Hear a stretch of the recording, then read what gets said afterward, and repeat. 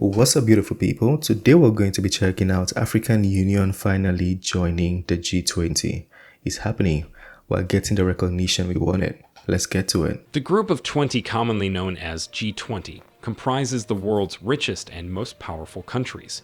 The G20 is comprised of 19 countries and the EU. However, the only African country that belongs there is South Africa. Reports earlier today said that the G20 would grant membership to the African Union. The African Union was officially launched in 2002 as a successor to the Organization of African Unity. The AU is a continental body comprising 55 member states, with 54 of them in the United Nations. The AU represents 18% of the world's population, occupying over 20% of global land area, 65% of uncultivated arable land, 30% of global mineral resources, 25% of global natural biodiversity, and 45% of global renewable energy potential. However, it always attended the G20 summit as an invited international organization. The membership of the AU is being discussed and could be finalized by Friday, according to a government official from South Africa. They went further to say that there's a possibility that someone might veto the resolution.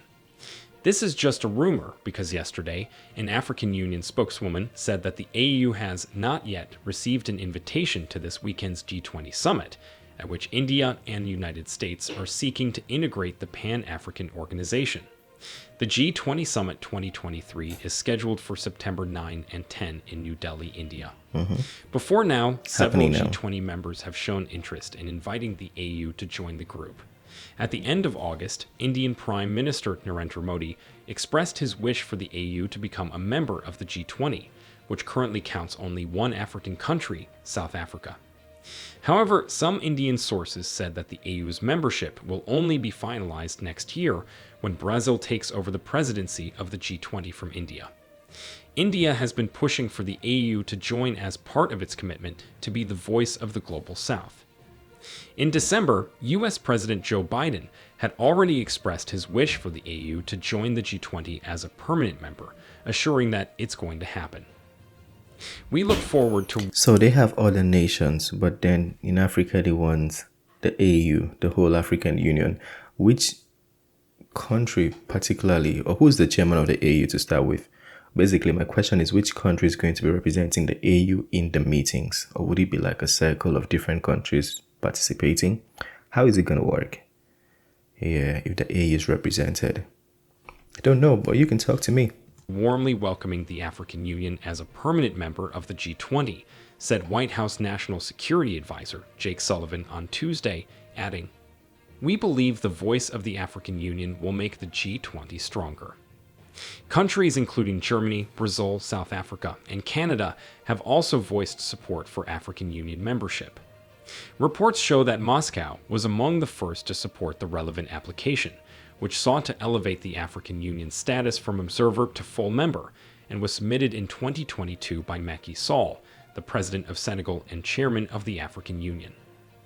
Russian President Vladimir Putin also publicly supported the Union's bid at the Russia-Africa Summit held in St. Petersburg at the end of July 2023.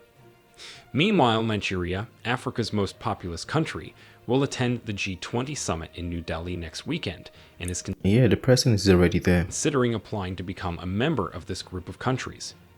President Bola Ahmed Tinubu, who took office in May, intends to attend the summit in India, where trade, the global economy, climate change, and the war in Ukraine will be on the agenda. He will also hold talks to attract more foreign investments to Nigeria. Bola Tinubu will be attending the 18th G20 summit at the invitation of Indian Prime Minister Narendra Modi. He will also take part in a roundtable discussion with Indian and Nigerian business leaders and industrialists, although there's an ongoing strike in Nigeria, where government workers are protesting over the rising costs of living worsened by the removal of petrol subsidies. Right. China's President Xi Jinping is visiting a flood-stricken area in northeast China and will miss the summit. Oh, he's visiting. Yeah, we saw the video. A whole town was underwater. It was bad. Yeah, I saw the video. I'll put the link in the description so you can check it out. And will miss the summit. Analysts think that Xi Jinping's absence shows a shifting focus on China's foreign policy agenda, which prioritizes engagement with developing countries.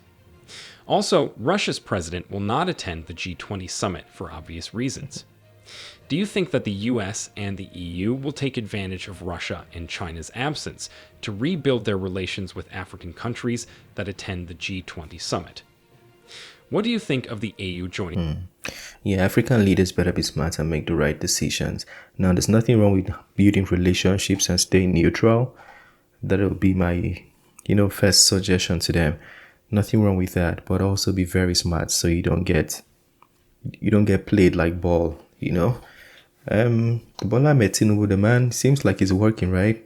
Going to all these meetings. He was in a meeting with Macron the last time.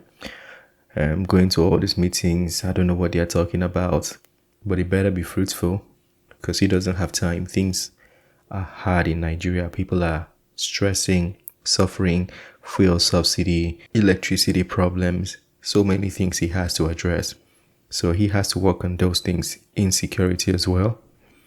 Yeah, we don't have time to be figuring things out. It's time to work because the people, dollar now, that dollar is 1,000 naira. Anyways, that's a topic for another day. It's the end of this video. Smash the like button, subscribe, and I'll see you on the next one. Peace. I made this bed on my own.